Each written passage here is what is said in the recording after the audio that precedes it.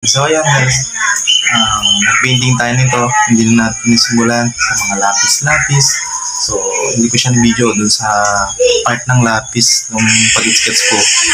So ayan, nasa video na tayo, nasa part na tayo ng mga kulay nung nag-video na ako. So ayan, ito puno siya. Ayan, at the same time may mga dahon, may mga grass, yan, saka butterfly, yan, mga birds, yan.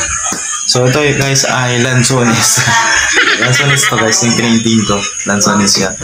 So ayan, panoorin po natin kung paano ko siya ginawa. Nasa kulay na kasi tayo, hindi na tayo nasimula dun sa ng process na mag-sketch ng lapis. Agad tayo na sa kulay na. Okay, panoorin natin guys.